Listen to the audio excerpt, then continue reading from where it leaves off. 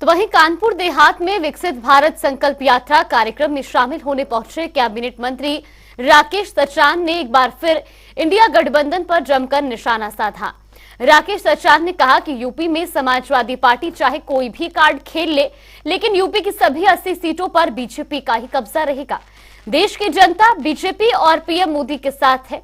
हमारे संवाददाता गौरव शुक्ला से खास बातचीत में कैबिनेट मंत्री ने क्या कुछ कहा, ये रिपोर्ट देखिए।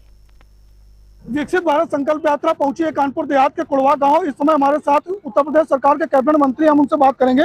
मंत्री जी, यात्रा का उद्देश्य क्या, किस तरीके से लोगों को जागरूक किया जाता है? देखिए, यात्रा का उद्देश्य है, आज 9.5 वर्ष देश की सरकार में माननीय प्रधानमंत्री मोदी जी नेतृत्व कर रहे हैं। 6.5 साल का कार्यकाल उत्तर प्रदेश सरकार पूरा कर रही। डबल इंजन की सरकार है। तमाम गरीब कल्याण की योजनाएं सरकार ने गांव के लिए, किसानों के लिए, गरीबों के लिए और गांव में रहने वाले उन तमाम दलितों, शोषित, पीड़ित, वंचितों के लिए योजनाएं बनाई हैं कि उन योजनाओं का लाभ उन तक पहुंचा कि नहीं पहुंचा, और उन योजनाओं तक जिनको लाभ मिल गया है तो ठीक है, जिनको नहीं मिला है उनको भी उन योजनाओं से जोड़ना है, उन लाभ से जोड़ना है। अच्छा मंत्री जी, सपा कल जो है ब्राह्मण महापंचायत करने जा रही है, ब्राह्मण कार्ड खेलना चाह रहे 2024 लोकसभा चुनाव में, तो कितना जो है इसको मानते हैं, कितना फायदा होने वाला उनको? देखिए, वो कहीं कोई कार्ड खेलें, अब उनका कहीं कोई काम बचा नहीं है। यहाँ Bharatiya Janata party grass level पर, गांव लेवल पर, बूथ लेवल पर और अपने कार्य के बल पर मोदी योगी जी की मेहनत और उनकी योजनाएं और हमारे कार्यकर्ताओं के दम पर इतनी ताकतवर पार्टी हमारी गांव स्तर पर हो गई है कि आने वाले चुनाव में 80 में 80 सीटें भारतीय जनता पार्टी जीतेगी और दिल्ली में सरकार मोदी जी की फिर बनेगी।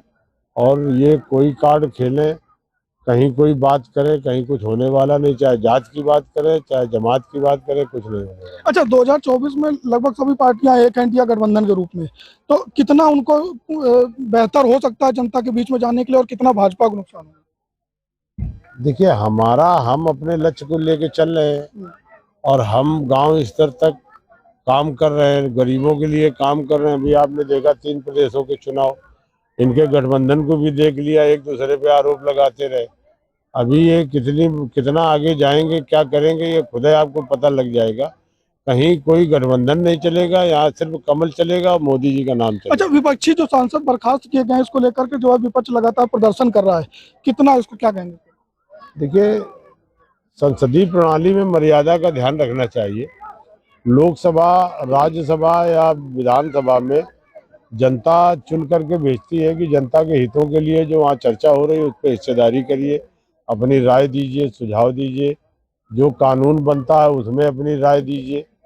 और वहाँ पर मर्यादा खो करके शोरगुल करना, सदन को न चलने देना, सदन को बाधित करना, लोगों का मजाक उड़ाना, जो हमारे उपराष्ट्रपति हैं उनका मजाक उड़ाना और उनका वीडियो बनाते, सब मर्यादा के खिलाफ है। इसीलिए अध्यक्ष ने निलंबित किया, निलंबन हो गया उनका, सदन खत्म हो गया, निलंबन खत्म हो गया, आगे सदन चलेगा, फिर सब रहेंगे परमानेंट। निलंबन तो केवल हाउस तक होता है ना, हाउस अनिश्चित काल के लिए बंद हो गया। अब उनको चाहिए कि आगे आने वाले समय पर मर्यादित ढंग से काम करेंगे, मर्यादित ढंग से सदन में रहेंगे तो ऐसी नौबतें नहीं आएगी। अच्छा, ओलंपिक जो स्वर्ण पदक विजेता साक्षी मलिक है, उन्होंने कुश्ती से संन्यास लिया है, विपक्ष जिसको भी मुद्दा बना रहा, कितना नुकसान हो सकता है? देखिए, वो लाख मुद्दा बनावे, अब उसमें ब्रजभूषण शरण सिंह के ऊपर तमाम अनर्गल आरोप लगाए गए, वो जांच का विषय है। लेकिन ब्रजभूषण शरण सिंह ने गांव के लिए और लोगों के लिए और ग्रामीण कुश्ती से लोग जो जुड़े थे उनको आगे लाने के कारण ही उनको कुछ मठाधीश लोग, जिनका एक कब्जा था, उन लोगों ने सब षड्यंत्र किया है। अभी चुनाव हुआ, चुनाव में भी अगर उनका सहयोगी जीत गया तो शपथ लेने के बाद कि हम संन्यास ले लेंगे, तो संन्यास लेने के बाद तमाम स्वर्ण पदक विजेता की प्रतिभाएं उत्तर प्रदेश तो देश में है, वो आगे आएंगी, निखरेंगी। यहाँ कोई व्यक्ति की कमी नहीं है कि कोई व्यक्ति चला जाएगा तो कोई उसकी पूर्ति नहीं है। उसके पहले उसके बाद में 10-10, 20-20 सैकड़ों लोगों की लाइन लगी है। अच्छा मंत्री जी, आखिरी सवाल है जिले को लेकर के। मौसम सर्द है, लगातार शीतलहर की चेतावनी आ गई है। कानपुर देहात जिलाधिकारी ने कम्बल की खरीदारी नहीं की है, इसको लेकर शासन ने स्पष्टीकरण भी मांगा है। आप क्या कहेंगे इस लापरवाही पर?